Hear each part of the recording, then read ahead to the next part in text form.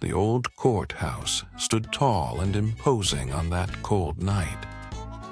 Monday morning, its marble steps worn from years of footsteps led to a fate that would shake an entire city.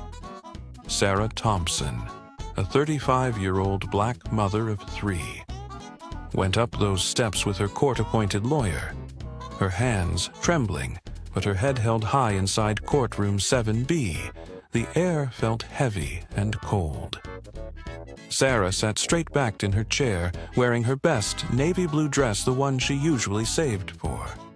Sunday church, her tired eyes showed the strain of 3 months in county jail waiting for this day.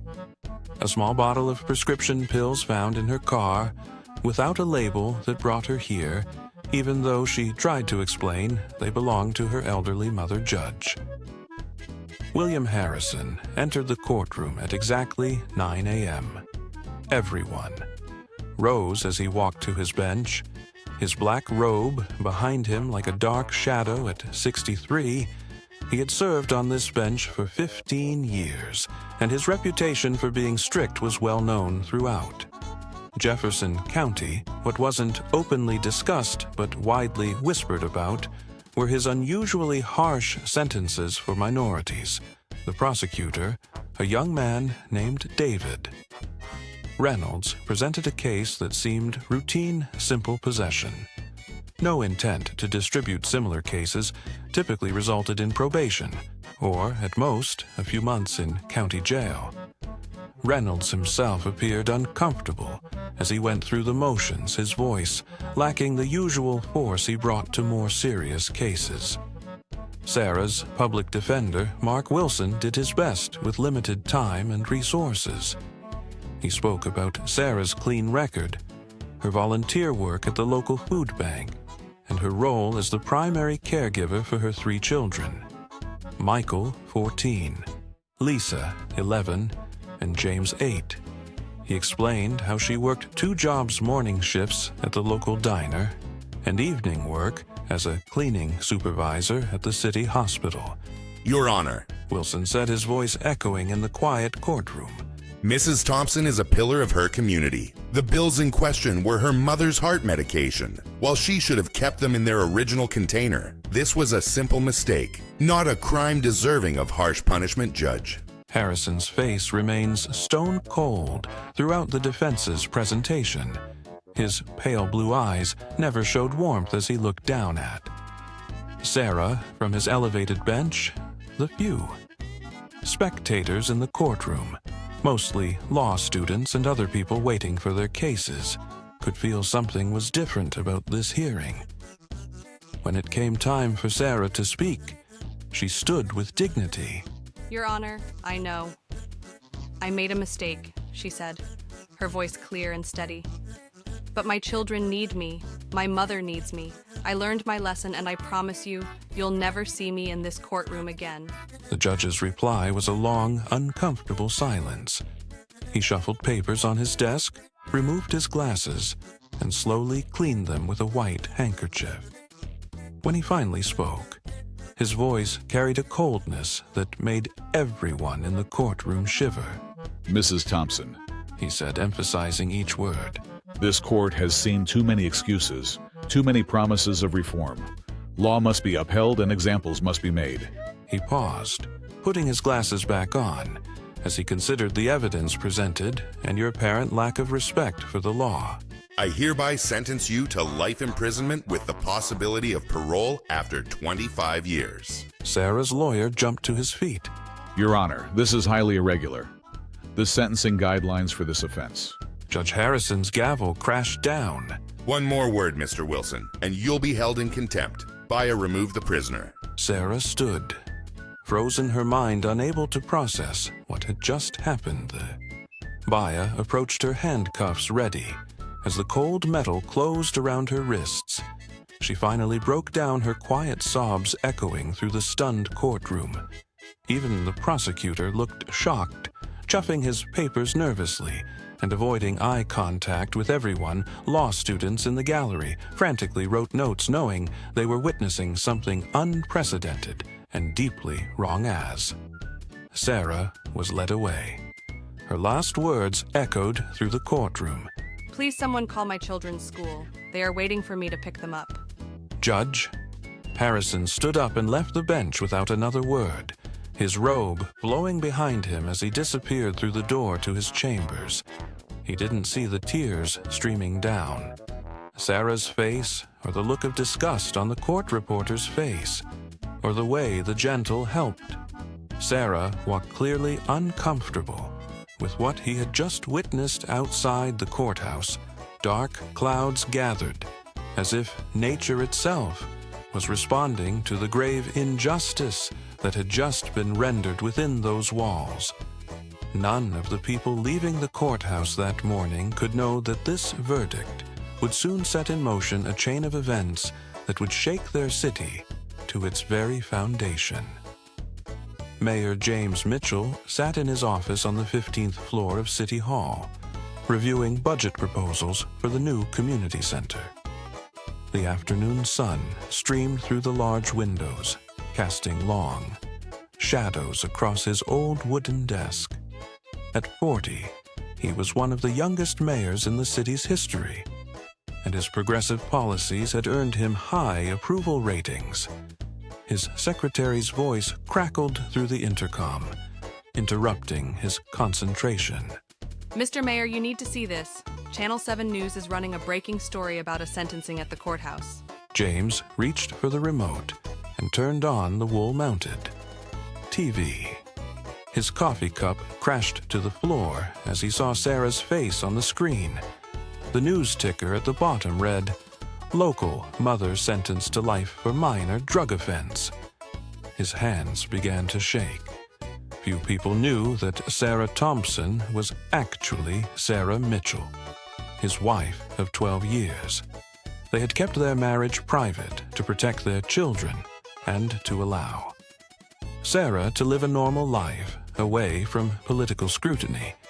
They lived in different houses during the week, meeting only on weekends at their lake house where they could be a regular family. Cancel all my meetings and get me district attorney. Chen on the phone immediately as he waited for the call. James paced his office, loosening his tie. A careful plan to keep their marriage private now felt like a terrible mistake he hadn't even been aware of. Sarah's arrest, she must have kept it from him to protect his political career, just as they had agreed all those years ago, if anything ever happened. The mayor stopped at the window, looking down at the city he governed. Memories flooded his mind. Their secret wedding on a quiet beach, the birth of their children, weekend barbecues at the lake house, and quiet nights spanning their future.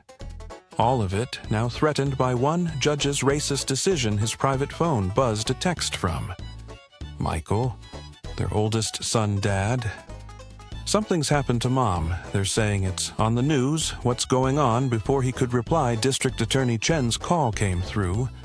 James, She said, skipping formal greetings. "This court has seen too many excuses, too many promises of reform. Law must be upheld, and examples must be made." James's voice was tight with emotion. I need you to understand something. Sarah, she's my wife. The silence on the other end lasted several seconds. you're what? How is that possible? We've worked together for 3 years. We kept it private to protect our family. James explained, sinking into his chair. "But now, I must go public. I won't let her spend 25 years in prison for carrying her mother's heart medication in the wrong bottle." Rachel, the legal mind, was already working. This changes everything. Harrison has no idea he just sentenced the mayor's wife to life in prison. The press is going to have a field day when they find out. But more importantly, this level of sentencing for a first-time minor offense. A knock at the door interrupted them. Chief of Staff, Tom. Wilson entered with a stack of papers. Sir, we got reporters gathering in the lobby. Someone leaked that you canceled all your meetings after the Thompson sentencing. They're asking questions. James straightened his thigh and stood up in that moment. I'm going to make this right. I promise the afternoon sun continued to shine.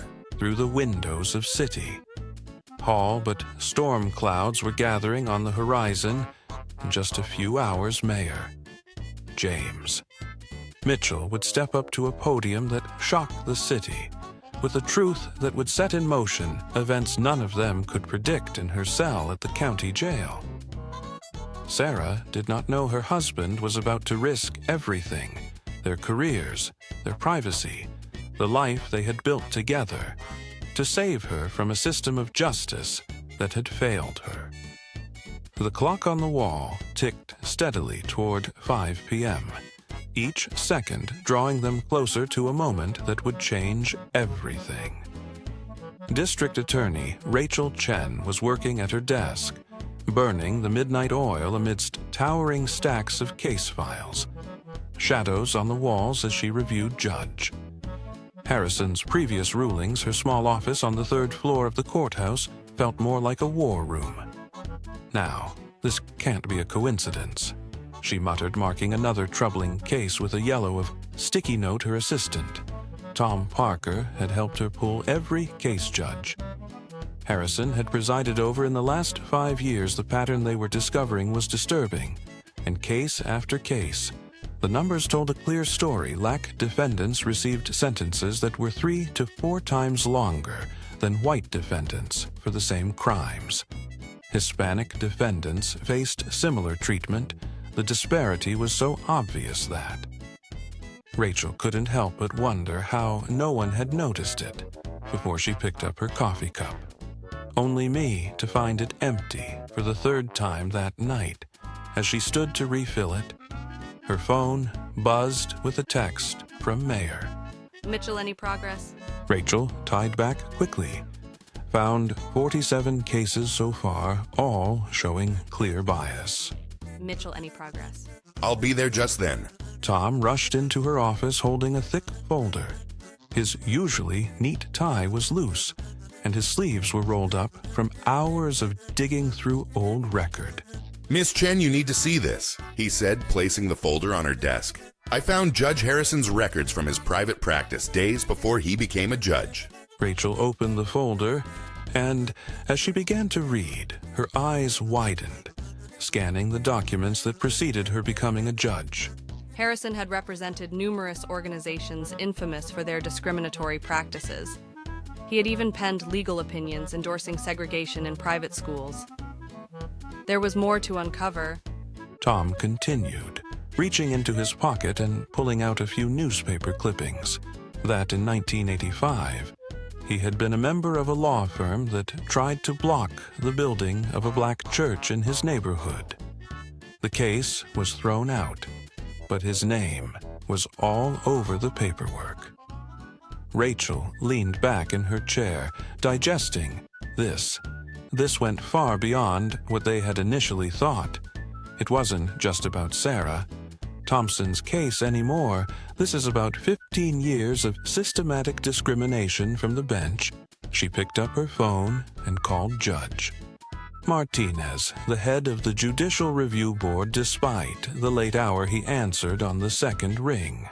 David, I'm sorry to call so late, but this can't wait. We have evidence of long-term judicial misconduct by Judge Harrison. I need an emergency hearing while she talked. Tom kept digging through the files, occasionally sticking notes with relevant info on her computer screen. A spreadsheet revealed the now long list of cases in which Harrison's sentences deviated wildly from state guidelines, always more severe for minorities. When she hung up the phone, Rattel walked over to her office window and looked out at the city lights twinkling below, and somewhere out there, Sarah Thompson was spending her first night in prison away from her children, all because of one judge's prejudice. A knock on her door interrupted her thoughts. A young clerk, Jessica. Wong entered carrying another box of files. I found these in the basement archives there, Judge. Harrison's cases from his first year on the bench. Jessica, thank you for sticking around late as Rachel. Chen and her team were laying the groundwork for a case that would shake the entire judicial system. The City Hall press room buzzed with energy at 4:45 p.m. Reporters from every local station and major network filled the seats, their cameras ready. None of them knew why Mayor James, MIT, had called this emergency press conference, but rumors were flying about its connection to the shocking Thompson sentencing. James stood behind the stage adjusting his tie for the 10th time his chief of staff, Tom. Wilson reviewed the prepared statement with him one last time. The mayor's hands shook slightly as he held the paper, thinking about Sarah spending her second night in prison. Are you sure about this? Tom asked quietly. Once you make this announcement, there's no going back. Your private life, your children's lives, everything will change. James looked at the wedding ring he now wore openly on his finger, usually kept hidden in his pocket during public appearances. Sarah's worth it, the truth is worth it at exactly 5 p.m.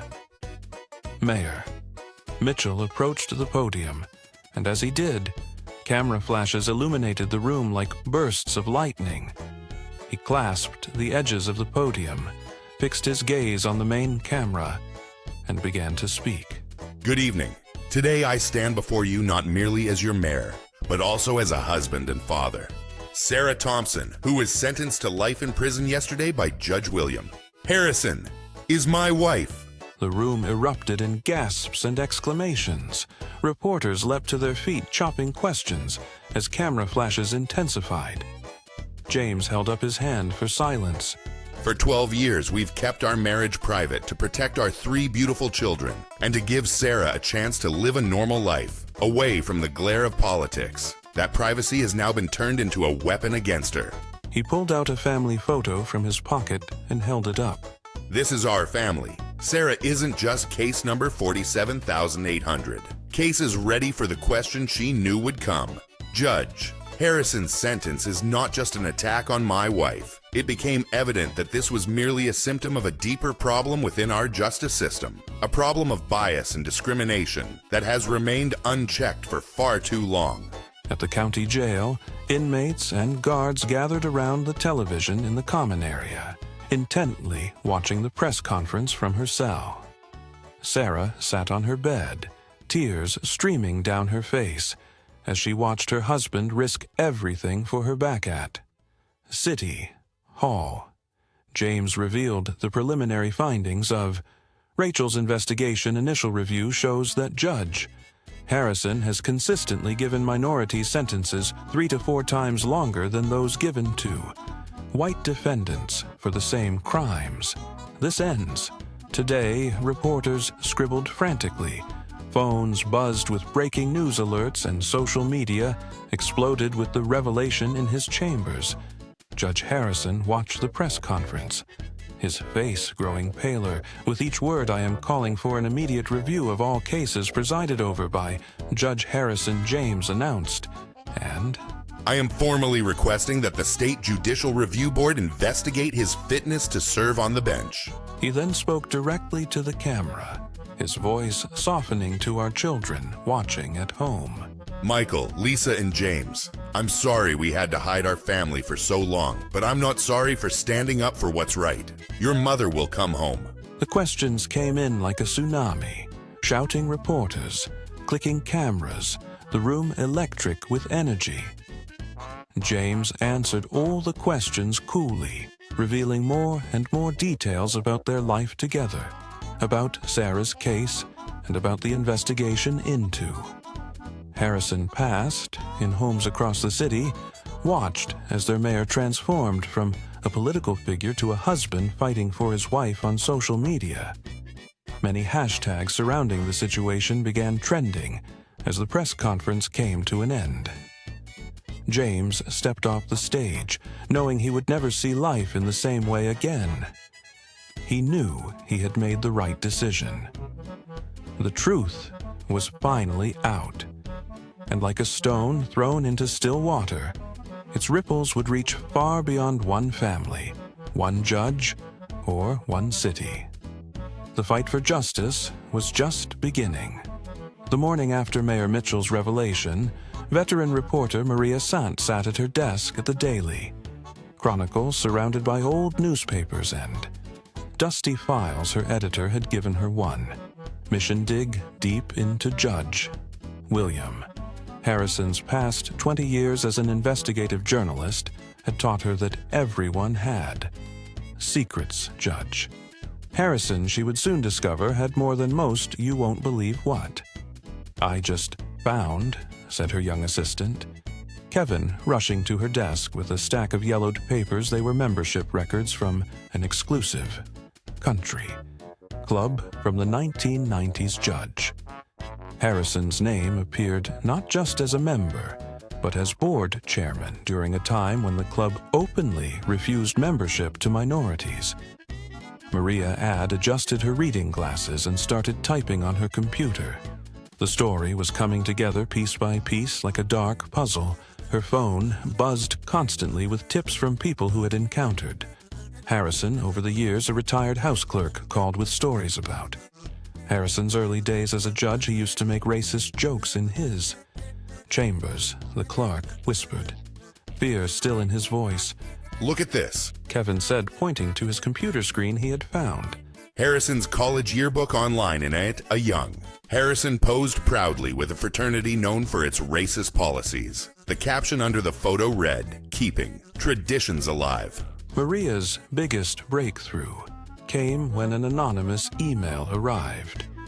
It contained scanned copies of private letters Harrison had written to various organizations in the 1980s.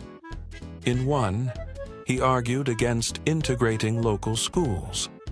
In another, he supported policies to keep certain neighborhoods pure. Maria told Kevin, her hands shaking slightly, and called Judge Harrison's office for comment. They need to know what's coming at the courthouse. Harrison sat in his chambers, watching his career crumble. His phone hadn't stopped ringing since Mayor Mitchell's press conference. Now, reporters were asking questions about his past that he had worked hard to keep buried. His secretary knocked on the door. Sir, the Davie Chronicle is calling. They have some questions about your involvement with the Pine Valley Country Club in 1992. Harrison's face went pale. He remembered those board meetings, the votes to keep people out, the careful wording they used to hide their real reasons. He never thought those records would surface. Back at the Chronicle, Maria got more documents from other reporters who had joined her in the investigation. A reporter in Chicago found cases from Harrison's time as a lawyer, showing a pattern of taking cases that involved defending discriminatory practices a journalist in Atlanta discovered his connections to or organizations known for promoting racial segregation. Kevin rushed in again, this time with printouts from social media. People were sharing their own experiences with Harrison, a black law student, described how Harrison had questioned her presence in his courtroom, assuming she was a defendant rather than a legal intern, a Hispanic attorney recalled. Harrison making fun of his accent during a trial. We're ready to publish, Maria told her editor, laying out the evidence. This goes beyond Sarah Thompson's case. Harrison had wielded his power to harm minorities for 20 years. The editor pored over the story, knowing it would take up the whole front page of tomorrow's paper. The headline would read, Judd, Why is Dark? PST 3 decades of discrimination exposed. As the story went to print, Maria looked out her office window at the courthouse just across the street. Harrison stayed inside, probably struggling with how he would save face. But the truth, long suppressed, was finally finding its way out. Her phone buzzed a final time that day. It was a message from Sarah, Thompson's teenage son, Michael. He had found her number and sent a simple note. Thank you for telling the truth about the man who took my mom away. Maria wiped a tear from her eye and began packing up her files. Tomorrow the city would wake up to the full story of Judge. Harrison's past, his carefully built image as a respected judge, would crumble under the weight of his own prejudices in her cell. Sarah. Thompson slept peacefully that night, unaware that the next morning's newspaper would change everything. The truth like sunlight was about to disinfect. Decades of hidden darkness in there. City's justice system, the morning after the Daily, chronicles explosive story about Judge. Harrison's passed the streets around the courthouse transformed into a sea of peaceful protesters. People from every neighborhood in the city gathered holding signs that read, "Justice for Sarah and no room for racist judges. Reverend Marcus Johnson. A respect." Editor, community leader stood on the courthouse steps addressing the growing crowd. At 65, he had seen many protests. But this one was different. White-black, Hispanic, Asian people from all backgrounds stood shoulder to shoulder. Today, we aren't divided by race or wealth. Voice boomed through the megaphone. We are united by something stronger. Our demand for justice among the protesters. Michael, Thompson, Mitchell. Sarah's 14-year-old son stood with his siblings and their grandmother. He held a sign showing a family photo with the words, "We need our mom home news cameras," focused on the children. Their faces becoming powerful symbols of the injustice. Lisa Chin, a local restaurant owner, had closed her business for the day to join the protest. She handed out water bottles and sandwiches to protesters, remembering how. Sarah used to come to her diner every morning for coffee before work. She always had a kind word for everyone. Lisa told a reporter, "Now it's our turn to stand up for her inside City Hall mayor." James Mitchell watched the gathering crowd from his window. His phone buzzed with messages of support from mayors across the country. Even the governor had called, expressing concern about the situation, so his assistant interrupted. Reverend, Johnson is here with some community leaders. They have a proposal. Harrison's courtroom wasn't just a mistake, it was a crime against justice itself. The 3 appeals court judges leaned forward, listening carefully. Judge, Harrison's courtroom over 15 years, Your Honors, Judge.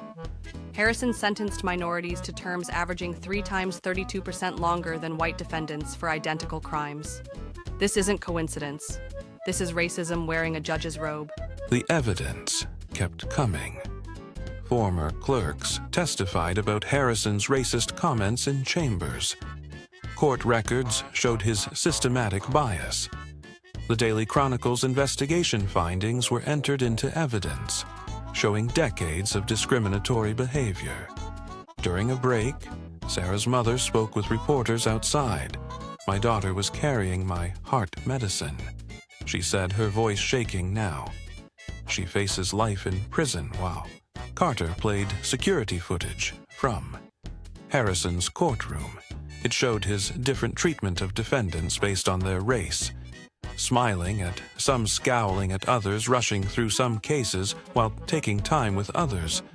And now, Carter said, reaching the heart of his argument we come to. Sarah, Thompson's case.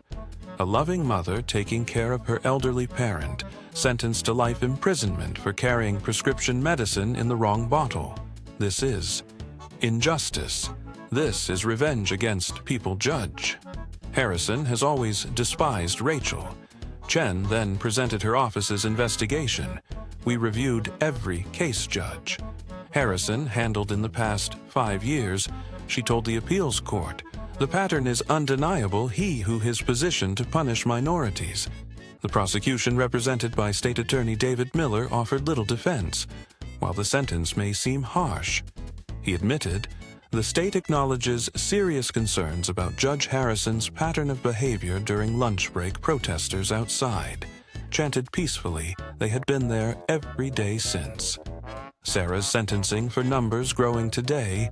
They held signs reading, "Justice delayed is, justice denied and free." Sarah now back in session. Carter delivered his closing argument, "Your Honors, this case is bigger than Sarah, Thompson. It's about trust in our justice system. Every time, Judge."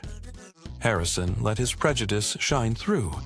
He broke that trust today, but you do have the power to start healing what he broke. In the Yancey courtroom, the judges adjourned to deliberate. Sarah's family clasped hands in a circle of prayer, while reporters scribbled madly on their notepads as they watched history unfold. Even Corv House Cafeteria, normally a boisterous place, was silent, as everyone was watching the news on their phones. And then, hours later, the judges reappeared. Rodriguez cleared her throat. This court has exhaustively reviewed the evidence, she began. The pattern of discriminatory sentencing by Judge Harrison is not only troubling, it is a clear violation of constitutional rights and judicial ethics. The room held its breath. We hereby vacate Sarah Thompson's sentence. Judge Rodriguez continued. Moreover, we are ordering a review of all cases brought before Judge Harrison with immediate priority given to currently incarcerated. Michael hugged his father, both crying openly. Rachel Chen smiled knowing. Justice was finally being served. Additionally, Judge Rodriguez added, once order was restored, we are referring Judge Harrison to the State Judicial Review Board for immediate suspension and investigation. Outside, the crowd of supporters burst into celebration when they heard the news church bells rang across the city the daily. Chronicle's website crashed from too many people trying to read the breaking news. Carter packed his briefcase, satisfied he had won many cases, but this one felt different. This wasn't just about one person's. Freedom was about transforming a broken system. As the sun dipped below the horizon of the courthouse, news began to ripple through the city. Sarah Thompson would soon be returning home. But everyone understood this was only the beginning. The struggle for real justice was far from over on the day Sarah Thompson walked out of prison was sunny and bright. She stood at the gates, linking in the sunlight, wearing the same navy blue dress she had worn to court 3 weeks ago. But this time, instead of fear in her eyes, there was. James Mitchell waited with their children, no longer hiding their relationship. Michael ran to his mother first, wrapping his arms around her, listen and young. James followed, creating a family, group, hub that brought tears to the eyes of watching reporters. I love you all so much. Sarah whispered, holding her children tight when she reached. James, they shared their first public kiss as husband and wife, no longer bound by secrecy across town judge. Harrison cleared out his. Chambers. The State Judicial Review Board had suspended him pending a full investigation. His face, once proud and arrogant, now showed the strain of his fall from power as he packed his books. A group of protesters outside chanted, "Justice wins. Racism fails at the Daily Chronicle." Maria Santos typed the final words of her latest article, Judge. Harrison's resignation prompted a review of 2,000 cases her investigation had helped bring to light. Not only one wrong sentence, but a 15-year-long history of judicial misconduct had hurt so many families that the mayor's office became a center for reform. The meeting room quickly filled with religious leaders, civil rights activists, and business owners. They presented the United Front A citywide boycott of the judicial system until Harrison was removed and Sarah's case was reviewed. "We'll postpone all non-emergency cases," said attorney Mark Wilson. "Every lawyer who believes in justice will stand with us at the county jail." Sarah watched the protests on TV in the common room. Other inmates gathered around her offering support. Even the guards seemed different today, some quietly expressing their hope that she would get. Justice back outside the crowd had grown to thousands. Students from local colleges arrived with new energy and creative judge. Harrison history will judge you, and injustice anywhere is a threat to. Justice everywhere. Bed above the crowd, Mrs. Peterson. Sarah's 70-year-old neighbor sat in her wheelchair at the protest, holding a simple sign she was taking my heart medicine. Her presence touched hearts and reminded everyone that Sarah's crime was an act of kindness. Social media had exploded with support. Sarah trended nationwide. Videos of the peaceful protests went viral. Celebrity activists shared the story, bringing national attention to the small. Cities fight for justice. Local businesses showed support in their own ways. The coffee shop where Sarah worked to put up a huge reserve for. Sarah's sign on her usual table. The hospital where she worked nights displayed a banner reading, "We stand with." Sarah across it at entrance. As evening approached, the protest transformed into a candlelight vigil thousands of. Lights flickered in the growing darkness, each flame representing hope for change. Stern told the crowd, "It's our duty to wake it up." The children began a simple chant that spread through the crowd. "Bring our mother home. Bring our mother home. Home in his home, Judge." Harrison watched the news coverage, his hands shaking as he poured another drink. His phone rang constantly. Reporters, angry citizens, even old friends distancing themselves from him. The carefully built walls of his prejudice world were crumbling. Mayor Mitchell ended the day by visiting the protesters. He walked among them, not as a mayor, but as Sarah's husband. Thanking them for their support, when he reached his children, he hugged them tightly, whispering, "Mom would be so proud of you all." As night fell, most protesters went home, but a dedicated group remained, promising to return every day until justice was served. They set up a rotation schedule, ensuring the courthouse steps would never be empty. The last image on the evening news showed Michael placing his protest sign at the courthouse steps. Next to it, he put a frame photo of his family's last Christmas together. The message was clear. This wasn't just about a legal case. This was about a family, a community, and a city's soul. The day ended, but everyone knew this was just the beginning.